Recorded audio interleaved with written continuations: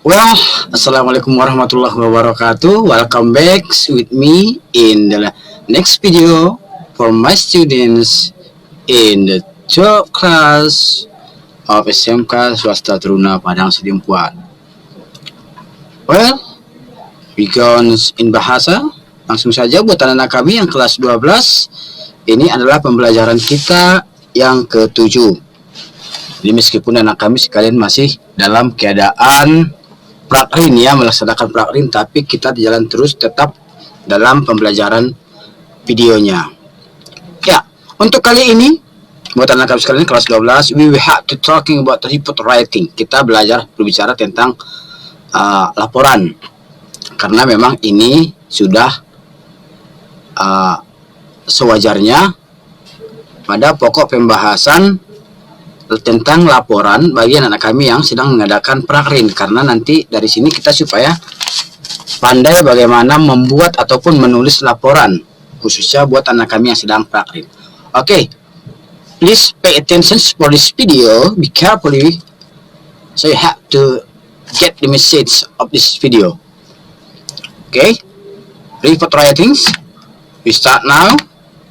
Okay, anak kami sekalian, my lovely students, exactly what is report writing? Okay, report writing is a type of text or writing that presents informations from an observations, research, or study object, animals, people, or place. Jadi sebenarnya report writing itu apa sih? Membuat laporan, menulis laporan itu apa gitu?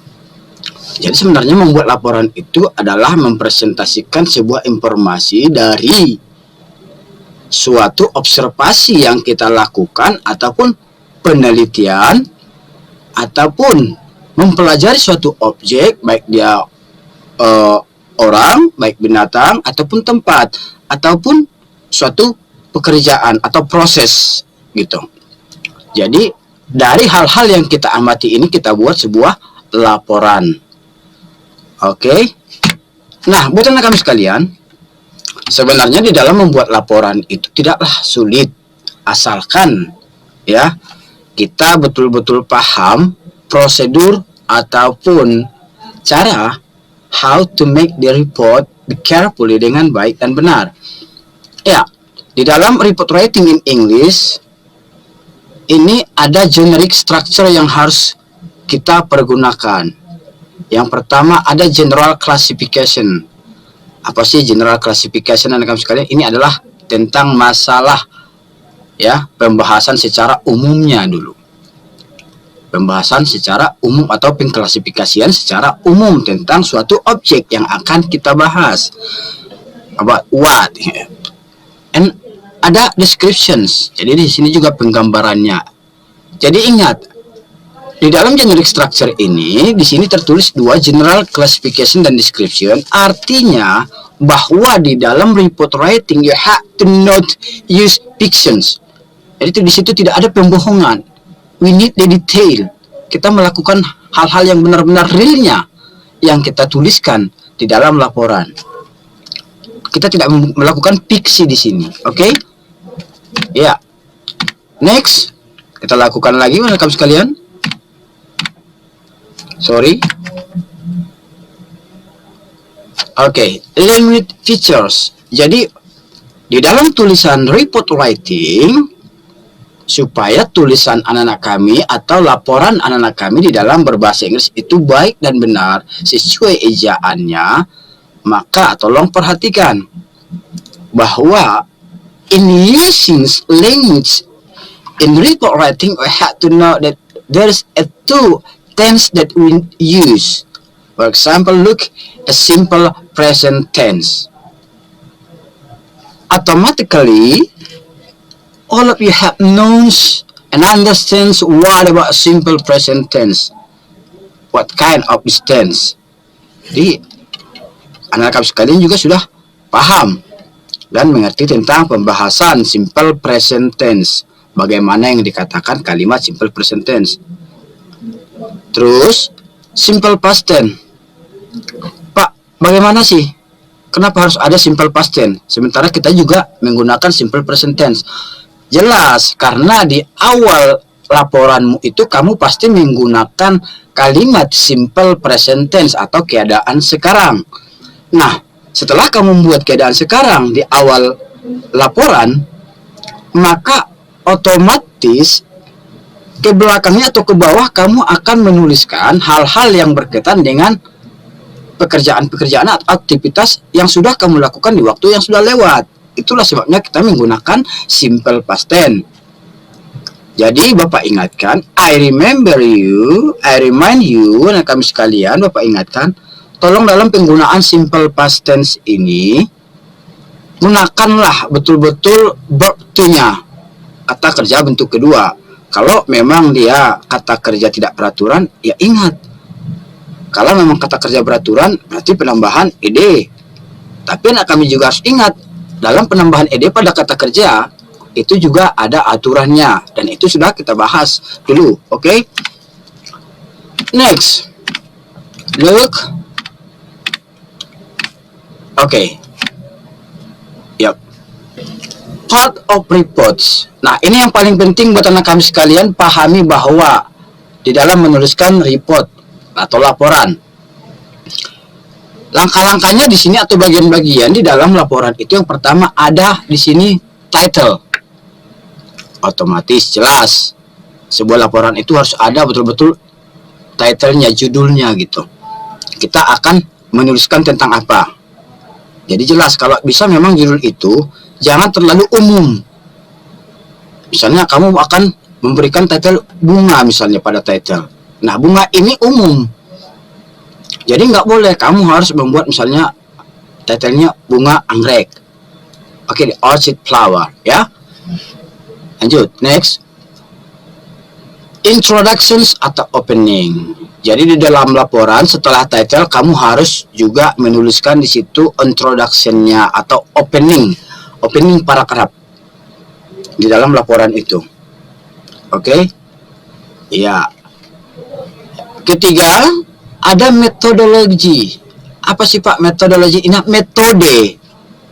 metode that you had to use in research. Oke? Jadi kamu menggunakan metode apa? Apakah metode observasi atau penelitian di dalam melakukan pengobjekan atau mempelajari objek yang akan kamu buat laporannya? Kamu menggunakan metode melalui observasi kah atau penelitian gitu ya. Jadi kamu juga harus tuliskan metodenya.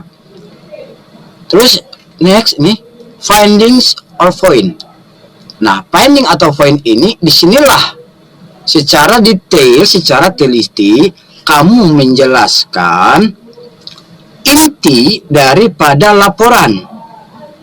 Oke? Di finding atau di point inilah kamu menjelaskan inti daripada reportmu tentang objek yang kamu amati, begitu.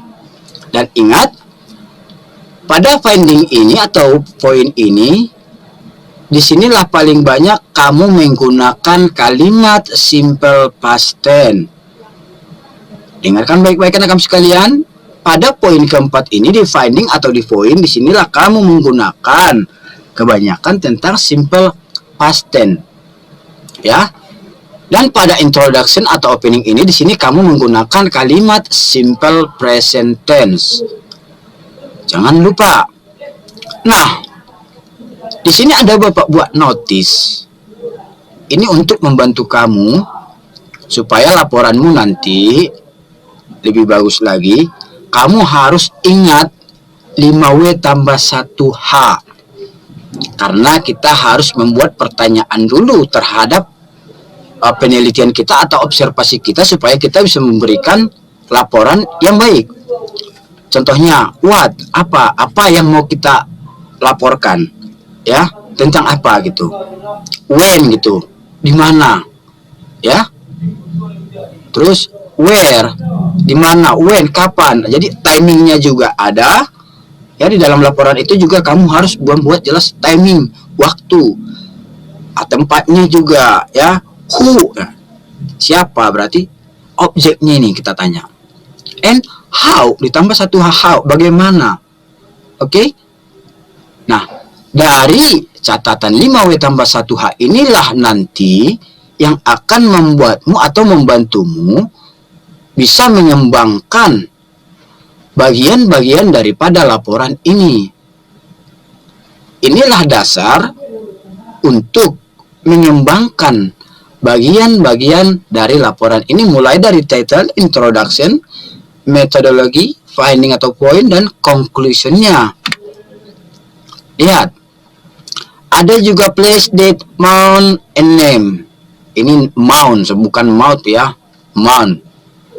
Jadi di dalam laporan itu harus detail tempatnya, ya, tanggal penulisan atau kejadian. Itu nggak boleh dibuat-buat seperti yang Bapak bilang tadi.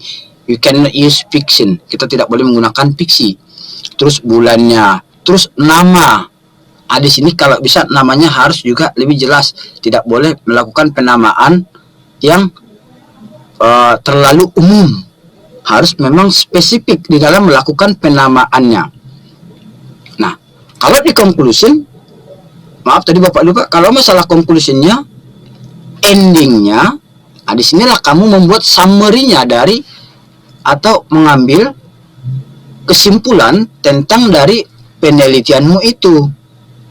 Maka kamu harus membuat kesimpulan yang benar-benar jelas sesuai dari finding atau poinnya pada laporanmu.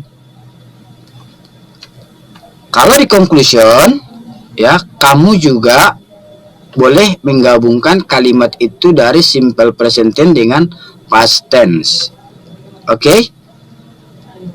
Hal terpenting lagi, 5W tambah 1H, ada place, date, month, and name.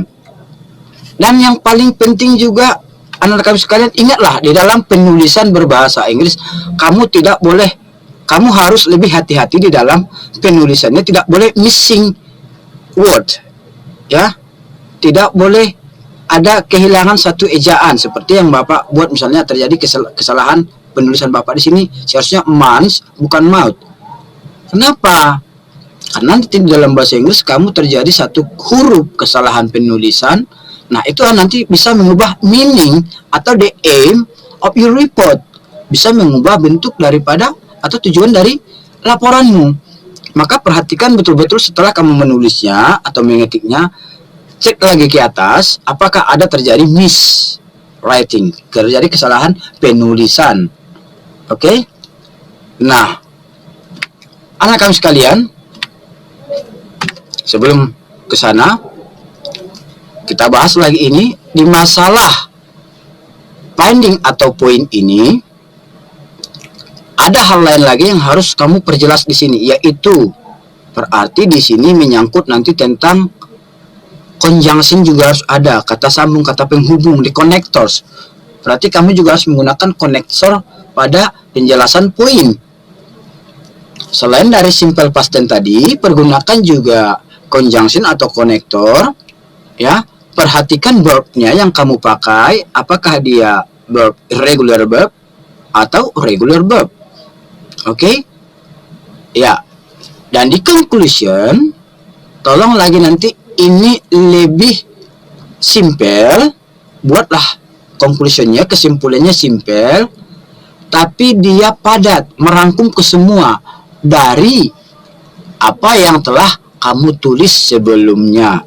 Maksudnya mulai dari introduction, metodologi, dan findingnya. Buatlah di sini kesimpulannya. Oke, paham anak kami sekalian? Jadi ingat, karena anak kami sudah kelas 12 dan memang sudah harus membuat laporan. Apalagi anak kami sedang dalam keadaan prakrin, harus membuat laporan. Jadi tolong lakukanlah penulisan laporanmu dengan baik dan benar sesuai dengan yang Bapak jelaskan pada video kita ini. Dan Bapak harap video kita ini ditonton oleh anak kami dan bermanfaat bagi anak kami sekalian, bagaimana cara melakukan penulisan atau report writing yang baik dan benar. Dan tolong anak kami sekalian kelas 12, meskipun dalam keadaan prakrin, tolong tonton terus video-video pembelajaran kelas 12 bahasa Inggris dengan saya di YouTube OSIS SMK Teruna. Kenapa? Karena Bapak sudah cek beberapa teman-temanmu ternyata masih banyak yang tidak menonton video-video bahasa Inggris dari poin pertama, dari video pertama sampai ke-7 ini. Ya, kalau kamu ingin memberikan komen dan saran, silahkan masukkan ke kolom komentar di bawah kalau kamu merasa kurang jelas.